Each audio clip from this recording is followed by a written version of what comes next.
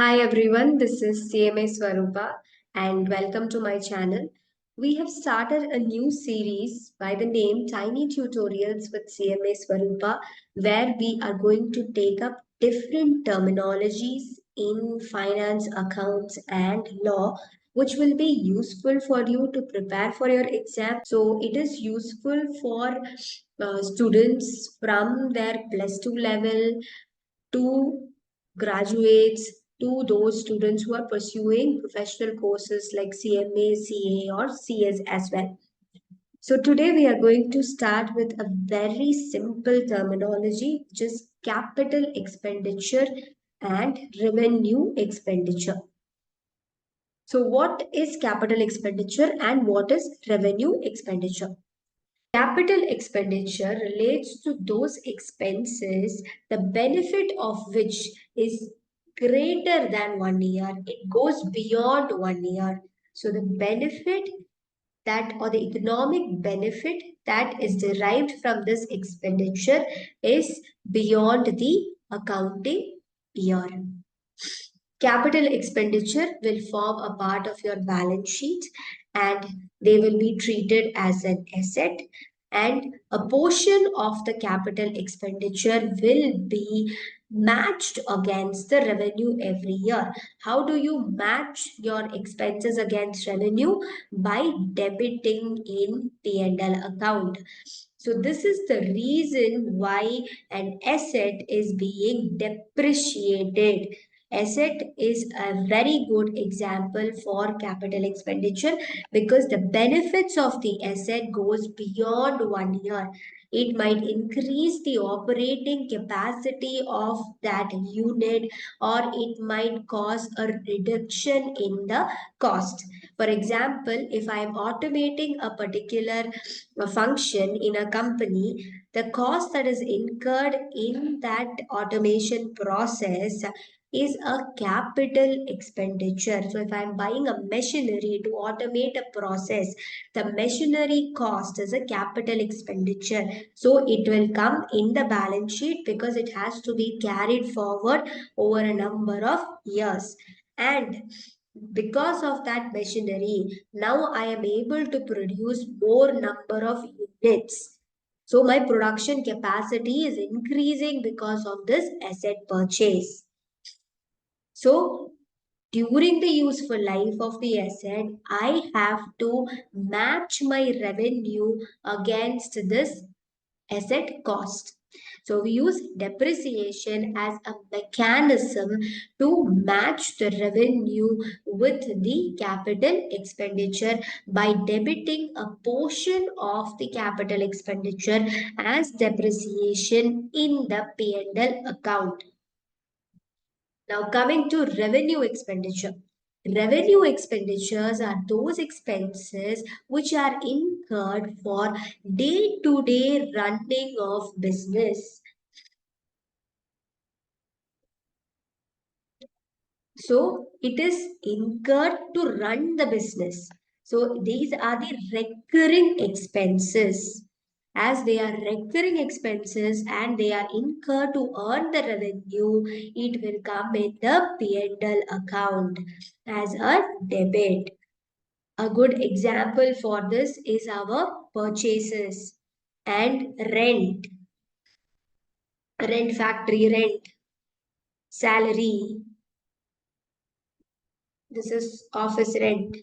So all these are recurring expenses which are incurred for the day-to-day functioning of the business. The business will function only if these expenses are incurred, and these expenses are incurred to earn that revenue for that particular year. They don't give you the benefit of next year. The rent paid in this month will help to give that revenue in this month. It does not give you the revenue of next month. So it has to be matched with the revenue of the current year itself. So that is why it is completely debited into our P&L account, whereas capital expenditure is shown in the balance sheet and a portion of it is matched with revenue by debiting a certain portion in P&L account. Now, the third important terminology when it comes to expenditures, capital revenue. Now, there is something in between these two, which is deferred revenue expenditure.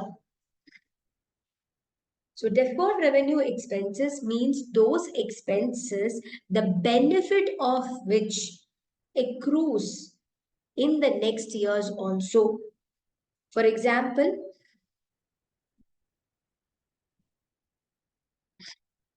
advertisement expense to launch a new product.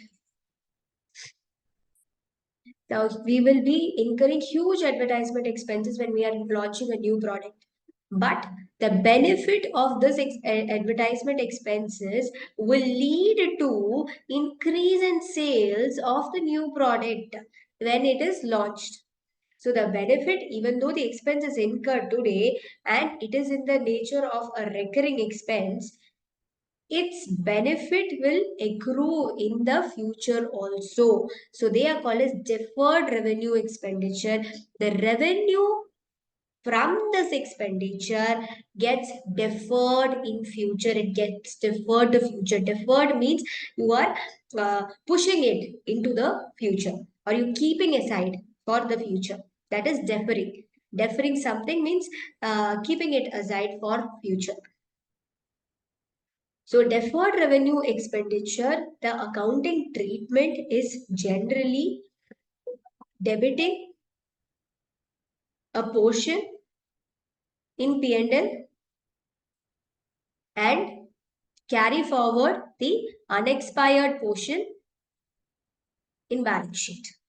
So you have to match what is the extent of this expenditure to the revenue that is generated in the accounting period, and then the balance need to be carried forward for being amortized and for being debited to P&L account in the next subsequent years. But there is a catch under deferred revenue expenditure, that is AS 26. AS 26, that is for intangibles. AS 26 relates to intangibles. So accounting standard 26, which explains about intangibles, it gives a statement regarding deferred revenue expenditure where it dilutes the definition of the deferred revenue expenditure that we discussed now. So AS 26 states that an expenditure relating to promotion, research, advertisement, training, okay, these kind of expenditures need to be charged in the accounting year in which it is incurred. So it has to be debited to the P&L of the accounting year in which it is incurred if no new, if no intangible asset or any other asset is acquired to be recognized. This means if an expenditure is incurred, which is pertaining to promotion, research, advertisement, and training, but that expenses does not give rise to an intangible asset or a tangible asset, then we need to treat it as a revenue expenditure and completely debit that expenses in the P&L of the accounting year in which it is incurred. Okay, so it is diluting the definition or diluting the scope of the deferred revenue expenditure definition that we saw right now. So under this deferred revenue expenditure, what we can still claim is discount on issue of shares, share issue expenses.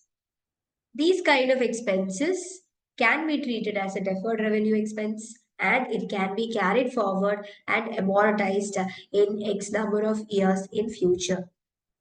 That's all for today, and I hope this video was insightful. So, if you like the video, do click on the like button and share your comments. And do subscribe to our channel because we are going to learn a lot of terminologies in the coming days, which will help you with the exams as well. Thanks for watching. In the description box, we have given the link to our Telegram group where we will be sharing MCQs and other useful information relating to CMA exams. So you can click on the link and join our Telegram group as well. And thanks for watching and have a great day.